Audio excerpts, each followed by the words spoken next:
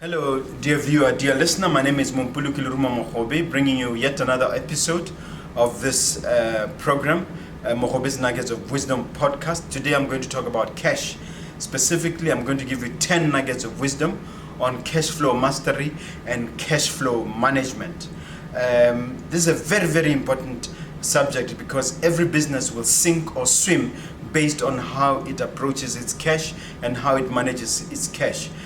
You've seen colossal businesses collapse overnight because of cash flow management or lack thereof. And it's often said that cash is king.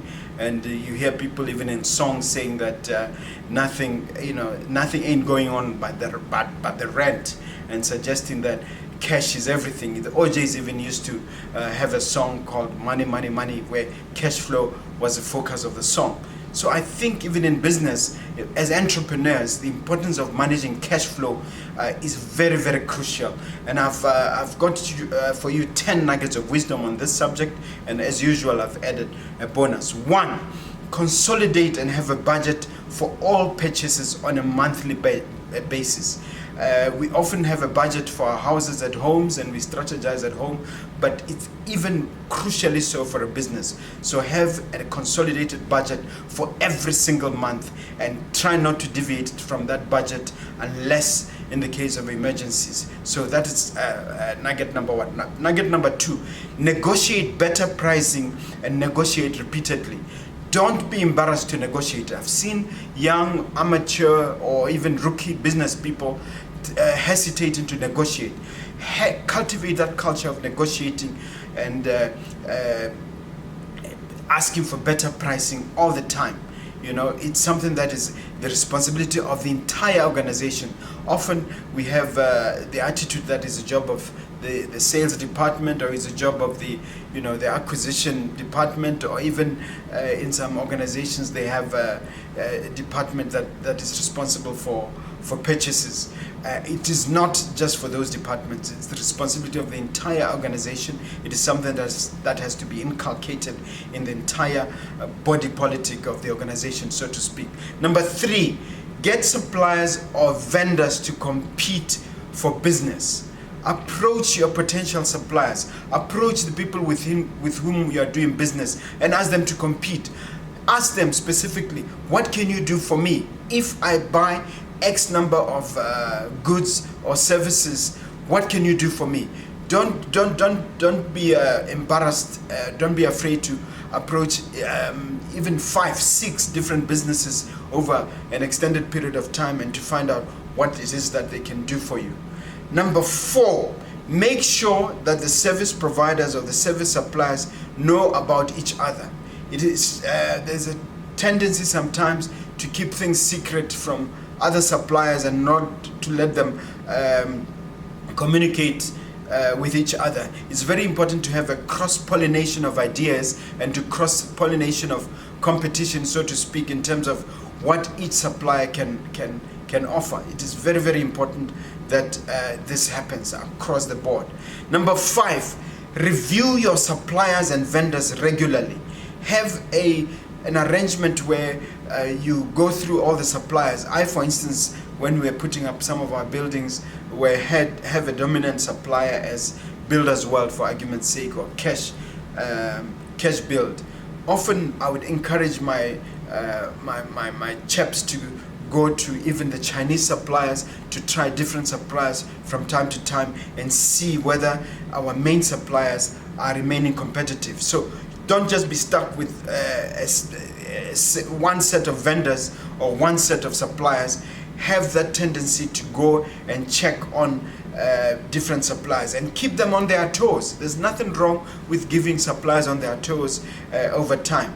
Number 6, discipline yourself to ask for and get discounts. Have that discipline to say to your suppliers, I will not give you unless you give me a discount. If a discount is not workable, ask them, what will you give me? There's a thing called parcela.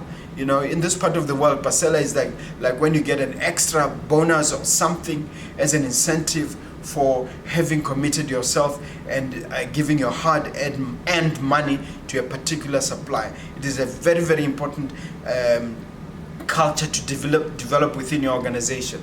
Number 7, wherever possible, make expenses flexible and variable. What do I mean by that? What I mean by this is that don't lock yourself into long-term supply and service contracts.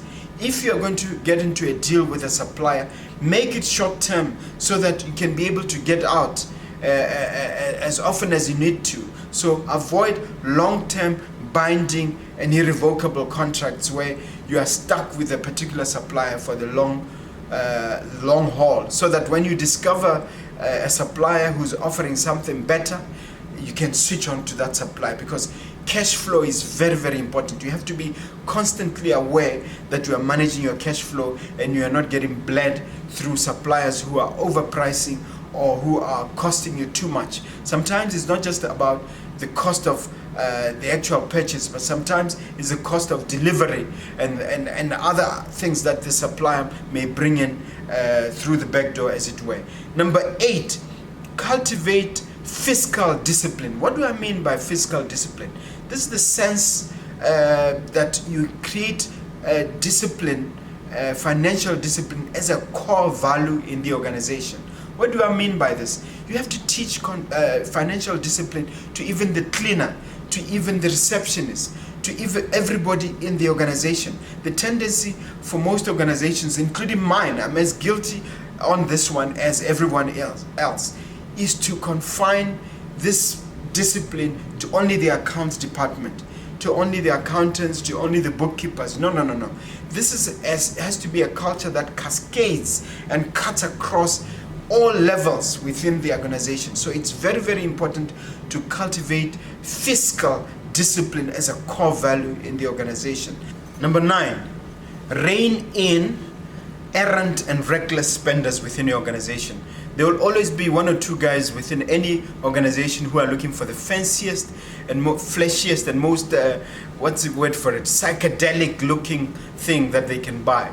If it is a chair, they will want the one with the fanciest leather. If it is a pen, they will want the one with the most recognizable name. If it is a vehicle, they will want the most expensive brand available. Rein in those people. Those people are bleeding your money. Those people are costing you money. It's not about impressing the Joneses. It's not about impressing third parties who may not necessarily have an investment within the company. It is about keeping the cost to a minimum and saving the interest and protecting the interests of the shareholders and the company as a whole. So those people have to be reined in, and as the leadership of the organization, you have to be fairly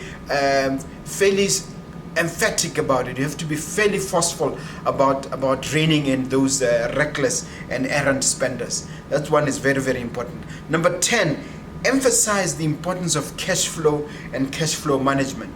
It is often said that it is not about cash. Cash is not important. What is important is cash flow. What does that mean? Any organization, whether it's a real estate business, whether it's any kind of business, you want to ensure that cash flow is running, because cash flow is the lifeblood of the business. So you want to ensure that you're not hoarding cash necessarily. If there's a certain amount of cash, it has to be employed for the general good of the company, so that there is cash flow. Cash flow means health, it means movement, it means the life force of the business is going on. So be more focused on cash flow than on cash itself. That one is very, very important. I'm not saying you shouldn't have cash reserves for emergencies, for the rainy day. Yes, you have to have some cash for the rainy day, for emergencies. That is a different subject altogether that I'm talking about. I'm talking about having cash available and running through the organization through constant cash flow management. You want to see where blockages are. You want to see where the health of the business is being constrained, where the lifeblood of the business is being constricted. It's like really a human being with blood running throughout the veins. Similarly, in a business, cash has to be running through the entire veins of the organization to keep it healthy, to keep it vibrant, and to keep it dynamic. Number 10, I'm giving you the 10th nugget of wisdom, dear listener, dear viewer, as to why cash flow mastery and cash flow management is crucial, and what you can do about it as an entrepreneur. Recognize the supremacy of cash flow. Recognize the importance of cash flow in any organization. I said at the beginning of this podcast that cash is king.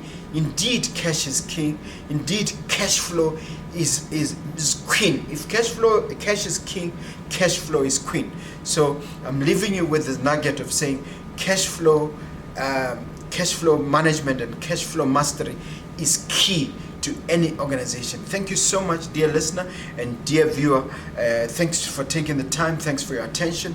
What I ask from you is please subscribe. Please press the subscribe button and also like what you're hearing. Until next time, this is Mompoloki Lerumo Mogobe signing off. Thank you.